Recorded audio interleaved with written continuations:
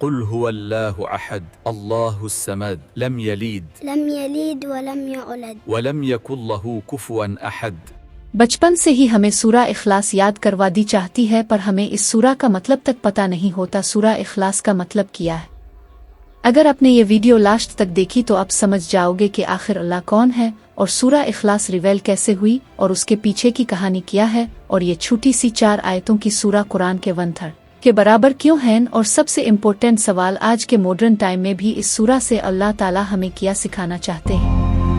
اب یہ کہانی کی سٹارٹنگ ہوتی ہے مکہ کے اس ٹائم سے، جب لوگوں کے دل اندھیروں سے بھرے ہوئے تھے، ہر گلی ہر بازار میں پتھر کے بت سجائے ہوئے تھے، کعبہ کے آس پاس چاروں طرف موڑ دیا تھی، ہر قبیلہ اپنے خدا کا مالک تھا، کوئی کہہ رہا تھا یہ ہمارے بارش کا دیوتا ہے، کوئی کہتا ہے یہ ہمارے پریوار کا رکھوالا ہے، یہی تھا مکہ کا ماحول اندھے وشواس سے بھرے ہوئے تھے۔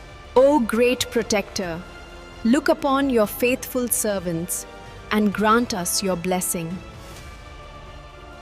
لوگ ان سے دعا مانگتے تھے، ان کے سامنے سجدی کرتے تھے اور سمجھتے تھے کہ یہی ان کے رب ہیں۔ ایسا تھا مکہ کا ماحول جہاں ریلیجن ایک بزنس بن چکا تھا۔ موڑ دیا۔ in Allah. We bow before Hubal, the mighty one. بنانا بیچنا عبادت کرنا سب ایک پیسے کمانے کا ذریعہ علیہ This one is السلام pure تھا۔ brass, very strong. A good price for you today. It is beautiful. I will take it. اور اس پوری ڈارک سوسائٹی میں ایک ایسی روشنی تھی جو سب سے الگ تھی، محمد صلی اللہ علیہ وسلم وہ سچ بول رہے تھے، لوگوں کو موردیوں سے نہیں بلکہ اللہ سے ملوا رہے تھے۔ ان کا جو پیغام تھا وہ بہت ہی سمپل تھا، ایک اللہ کے سوا کوئی عبادت کے لائق نہیں۔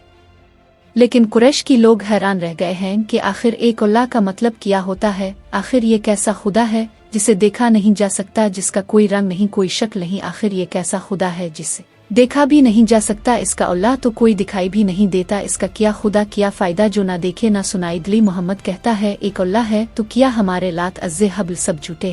ان کا جو دماغ تھا نہ صرف دنیا کے گور تک لیمیٹڈ تھا، وہ سمجھتے تھے کہ اگر کچھ دکھائی نہیں دیتا ہے تو وہ حقیقت نہیں ہے۔ لیکن نبی صلی اللہ علیہ وسلم ایک ایسے رب کی دعوت دے رہے تھے جو نہ آنکھوں سے دیکھا جا سکتا ہے نہ کسی صورت میں سمجھا جا سکتا ہے، ایک ایسا رب جو سب کچھ دیکھتا ہے لیکن خود کسی کا محتاج نہیں۔ مکہ کے لوگ حیران تھے، یہ کیسا خدا ہے جو انسانوں جیسا نہیں ہے، نہ پتلا نہ کوئی تصویر، بس لا الہ الا اللہ، یہ کیسا خدا ہے جو انسانوں جیسا نہیں، نہ سونا نہ چاندی نہ کوئی پتلا نہ تصویر، بس لا الہ الا اللہ۔ ان کے لیے بات ان کی سمجھ سے باہر تھی، وہ مزق اڑاتے ہوئے سوال پوچھ رہے تھے، انہیں لگتا تھا کہ رب بھی ان کی مورتیوں جیسا ہی ہوگا جسے ہاتھوں سے چھو سکتے اور ضرورت پڑنے پر دعا مانگ سکتے ہیں۔ لیکن نبی صلی اللہ علیہ وسلم مسکرائی، ان کا چہرہ سکون سے بھرا ہوا تھا، انہوں نے کوئی جواب نہیں دیا کیونکہ اب جواب آسمان سے آنے والا تھا۔ اور تب سورہ اخلاص نازل ہوئی۔ سبحان اللہ، یہ تو رب کا تعارف ہے اپنے الفاظ میں، اللہ اکبر، اور یہی وہ وقت تھا جب دنیا نے پہلی بار سنا خدا کا اپنا تعریف اس کے خود کے لفظوں میں۔ سوچو وہ لوگ جو سوچ بھی نہیں سکتے تھے کہ ایک رب بینا تصویر کے ہو سکتا ہے، ان کے لیے نہ یہ سورہ ایک ٹرننگ پوائنٹ تھا، یہ Hallelujah, the light has come. Glory to the highest. صرف قرآن کا پیغام نہیں تھا، یہ ان کے سوچنے کا طریقہ بدل دینے والا ریولیشن تھا۔ اور اب یہ کہانی صرف مکہ کی نہیں رہی، یہ کہانی بن گئی ہے ہر اس انسان کی جو رب کو سمجھنا چاہتا ہے، ہر اس دل کی جو پوچھتا ہے کہ آخر کون ہے اللہ، اور اس کا جواب قرآن کی اس سورہ میں ہے۔ آئیے اب اس سورہ کو آسان طریقے سے سمجھتے ہیں۔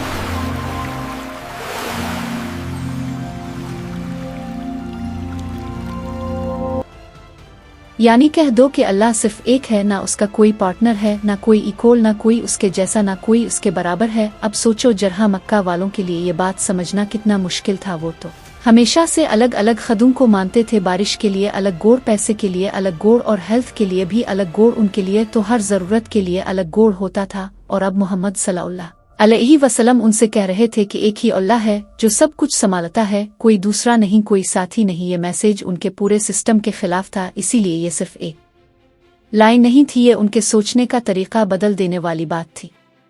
مطلب وہ ایٹرنل ہے، یہ بسولیوٹ ہے، یعنی اللہ ہی ہے، وہ جس کے اوپر سب کچھ ڈیپینڈ کرتا ہے، لیکن وہ خود کسی پر ڈیپینڈ نہیں کرتا، وہ سب کچھ دیتا ہے لیکن کبھی مانگتا نہیں، وہ سب کو سنبھالتا ہے لیکن اسے کوئی سنبھالنے والا نہیں ہے۔ اب سمپل ورڈز میں سمجھو، ہم جیسے ایک دوسرے پر ڈیپینڈ کرتے ہیں، جیسے انسان ہوا، پانی، کھانا، ٹائم، ایموشن، سب ایک دوسرے پر ڈیپینڈ کرتے ہیں۔ चाहे वो सबसे पावरफुल इंसान ही क्यों ना हो, इसकी जिंदगी किसी ना किसी चीज पर बिश्ती होती है, लेकिन अल्लाह सुब्हाना व तआला वो सबसे अलग है, ना इसे किसी चीज की जरूरत है, ना वो किसी का मोहताज है, इसीलिए इसे अलसमद कहा गया है। वो बिल्कुल बेनियाज है, सब कुछ इसी से चल रहा है, लेकिन वो खुद किसी से नहीं चल रहा।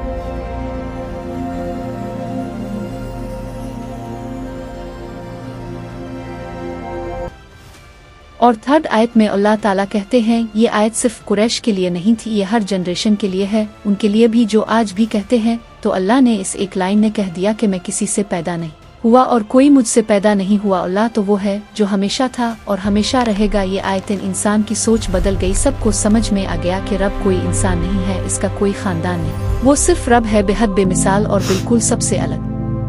अब जो ये लास्ट आयत कहती है, ना कोई उसके बराबर नहीं, कोई उसका मुकाबला नहीं, कोई उसकी मिसाल नहीं। अब ये सूरा हर इस इंसान से कहती है, तुम्हारा रब उन सब से अलग है जिनके पीछे तुम भागते हो, इस रब के जैसा पूरे जहान में कोई भी नहीं। अब जरा सोच के देखो, एक सूरा जिसमें सिर्फ 4 आयतें हैं, उन्हीं 4 आयतों में है कुरान का मैन मैसेज, क्योंकि नबी सल्लल्लाहु अलैहि वसल्लम ने फरमाया सूरा इखलास equal to one third of the Quran.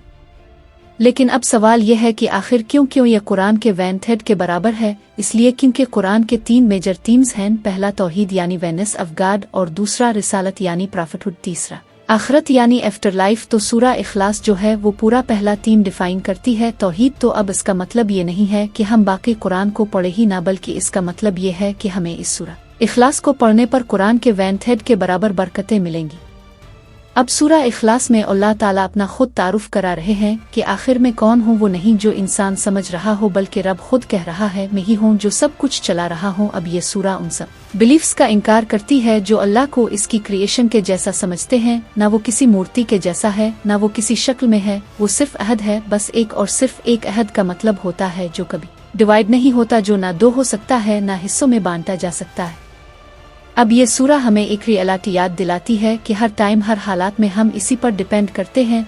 जब हम रो रहे होते हैं तो वो सुन रहा होता है, जब हम गम में होते हैं तो वो पास होता है, और जब सब छोड़ देते हैं तो सिर्फ वही होता है। ये सूरा हमें याद दिलाती है कि जहाँ दुनिया में सब कुछ बदलता है, वहाँ रब कभी नहीं बदलता।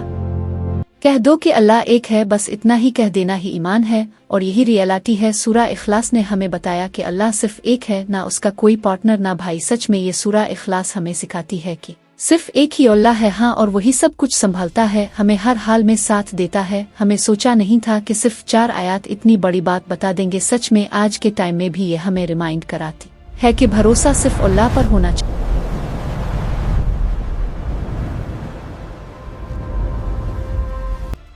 अगर आपने कुछ नया सीखा तो इस वीडियो को शेयर जरूर करना और कमेंट में बताओ कि नेक्स्ट डॉक्यूमेंट्री किस सूरा पे होना चाहिए।